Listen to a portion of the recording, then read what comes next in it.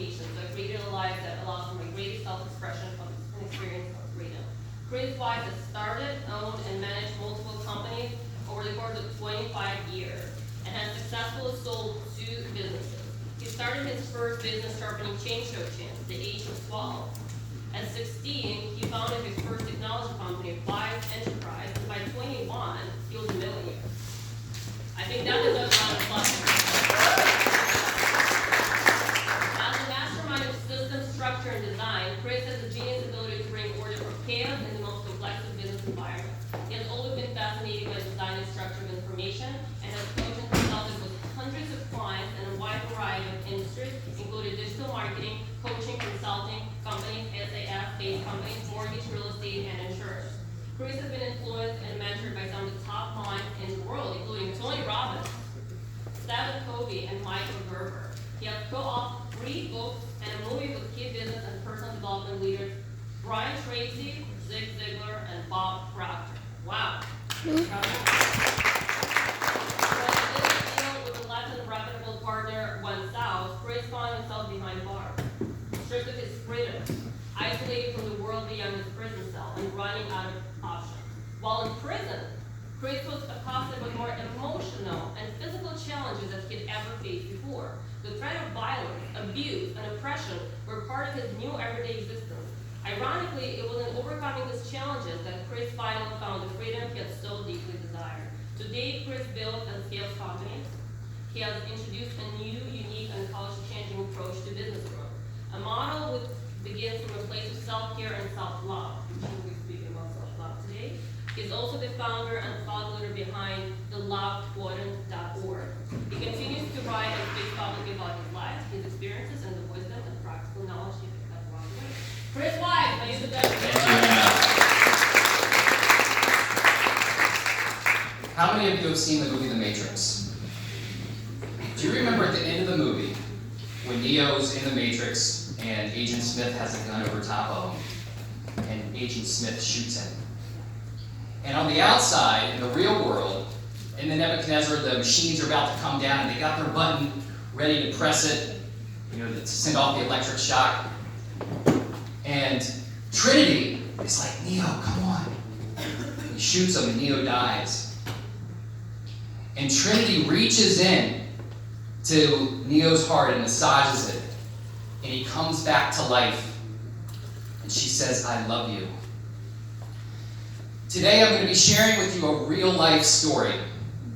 And my intention is that my story massages your heart. As I say the words to your heart, I love you.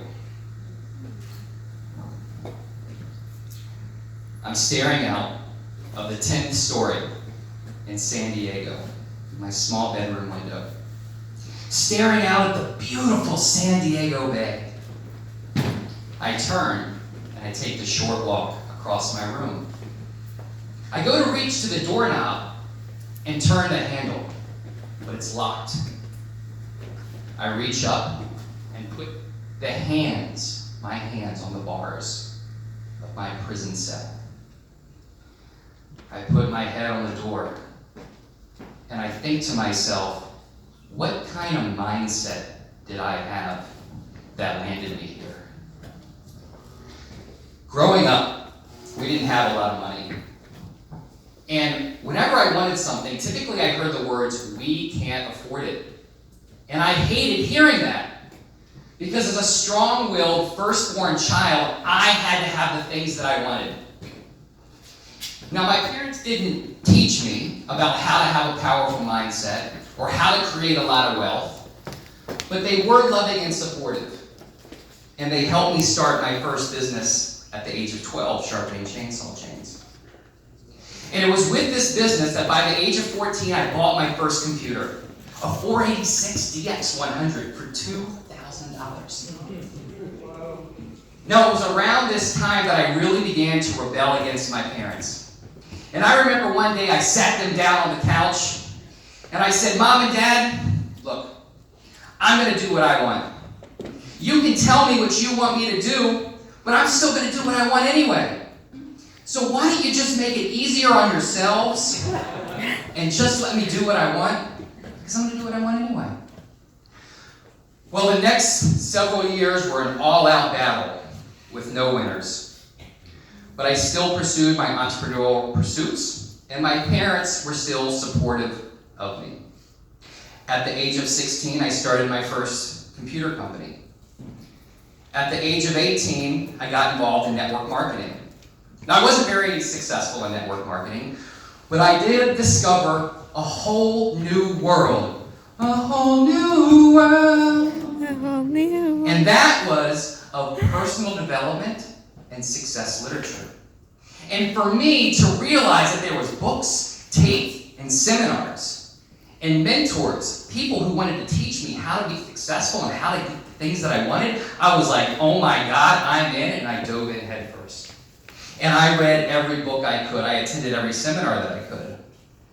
And one of the first books that I read was Napoleon Hill's Think and Grow Rich. Any Napoleon Hill fans in here? And Napoleon Hill taught me that whatever the mind can conceive and believe, the mind can achieve. And he taught me that I needed to be obsessed about creating wealth, and I needed to have a burning desire. And I said, okay, Napoleon. And then I ran across Zig Ziglar. Any Zig fans in the audience? And Zig taught me about having a positive mental attitude, and that I need to get rid of that stinking thinking. I said, okay, Zig. And then I met Brian Tracy.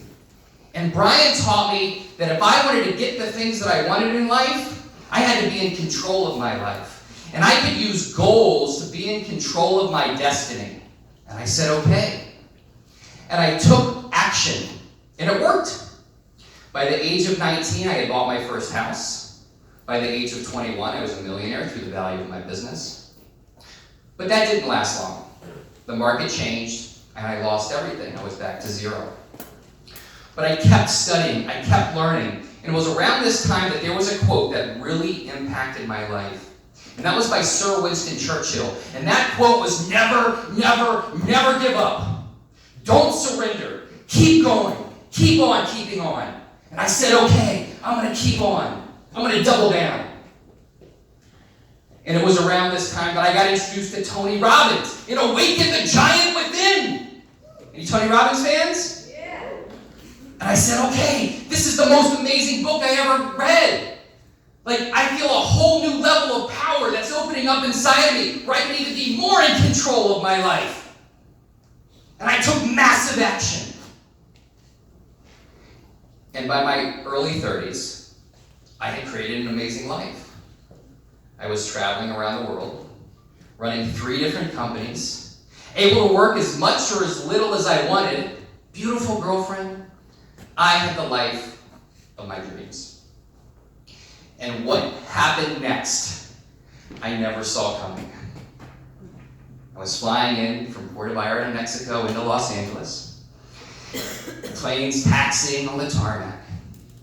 And all of a sudden, the plane stops. And over the loudspeaker, I hear, welcome to Los Angeles.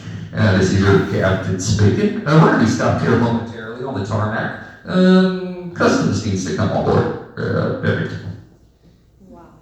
And I'm on my phone. I'm so excited. Back in the United States, I'm one of my favorite restaurants tonight, the Melting Pot. And I look up and I see this big black guy walking down the aisle. And he stops next to my chair. And he says, Christopher Wise. And I look up, I'm like, yeah. He goes, you're under arrest. He stands me up, handcuffs me, and walks me off the plane. The next thing I know, I'm getting handed off to the Secret Service, charged with conspiracy for bank fraud, a crime that I didn't know I had committed, but it didn't matter. I was thrown into prison, not able to get bail, and I find myself stuck in jail. My whole life has been about being free and creating freedom for myself and being in control of my mind and my emotions and my emotional states and controlling life like a chessboard. And now I find myself in a place where I have no control. where I'm told what to wear, when to eat.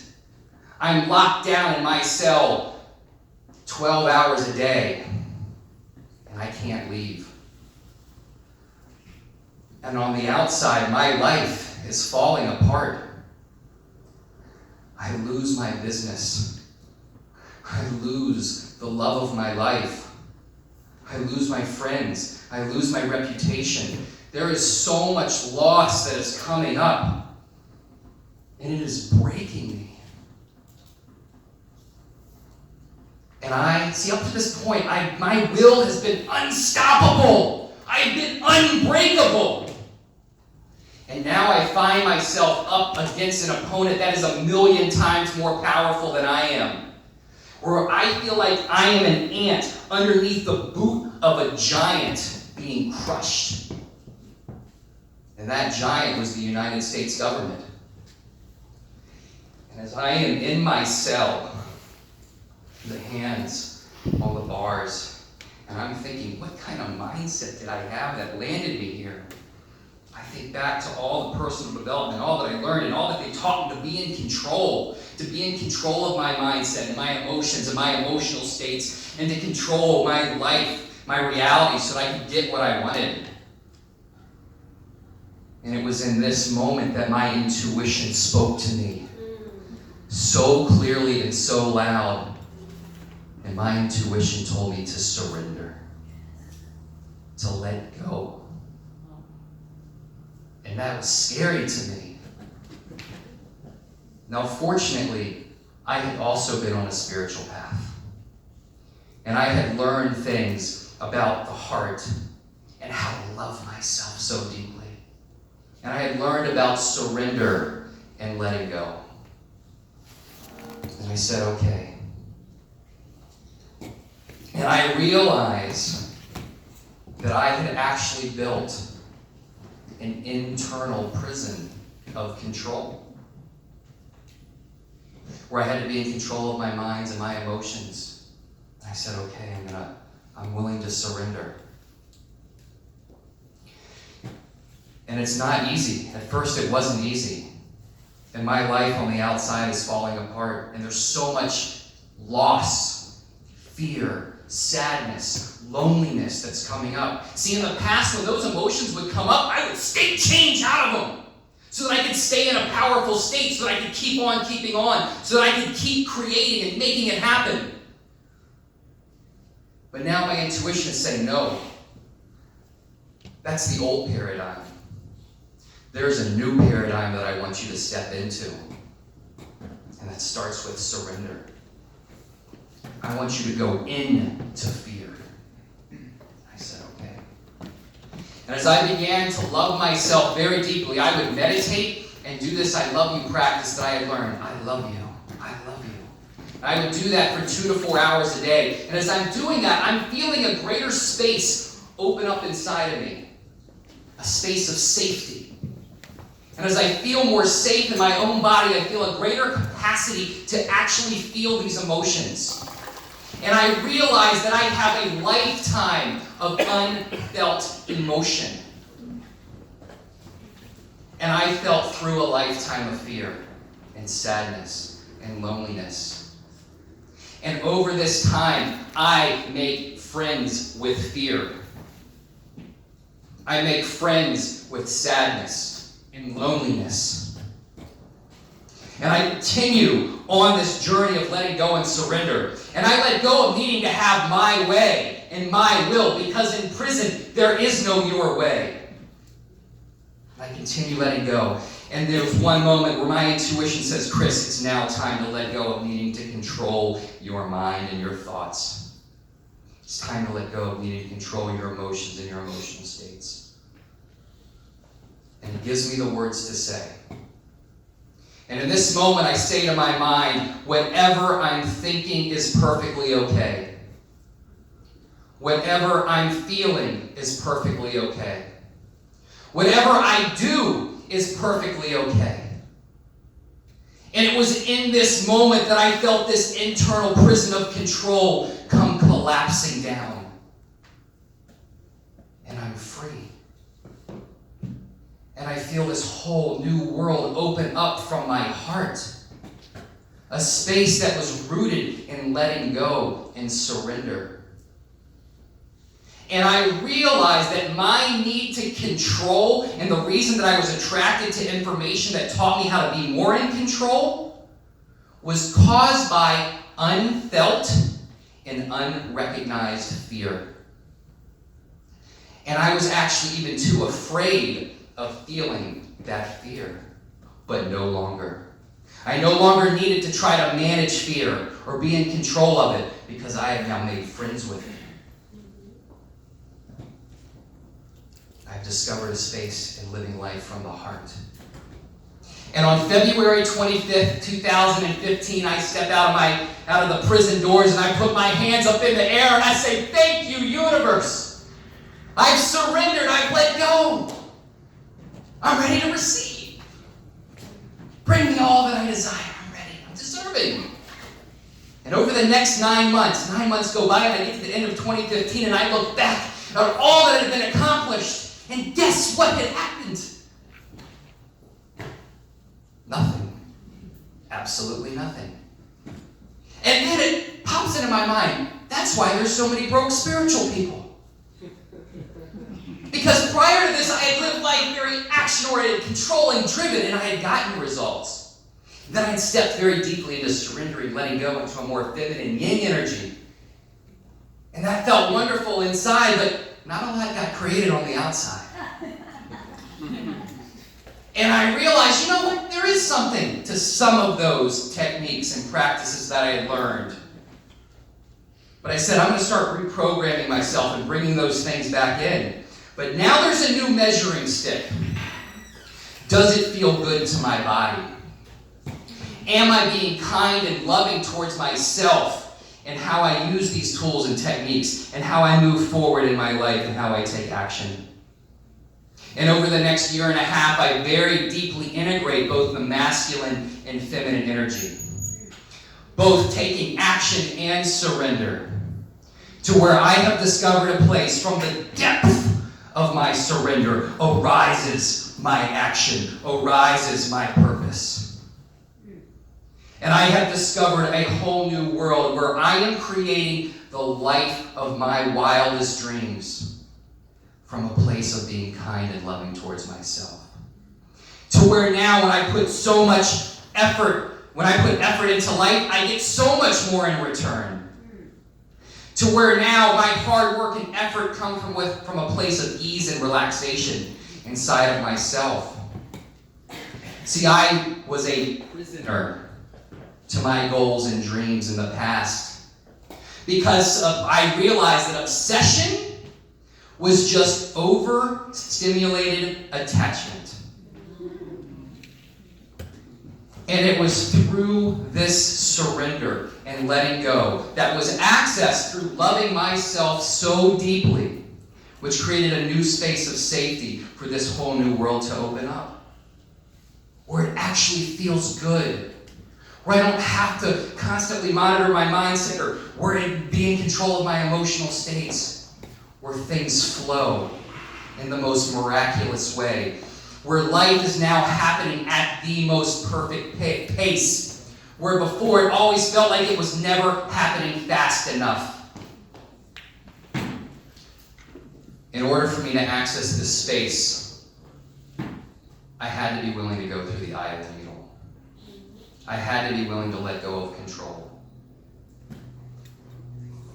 I had to be willing to face emotions that I was too afraid of feeling in the past.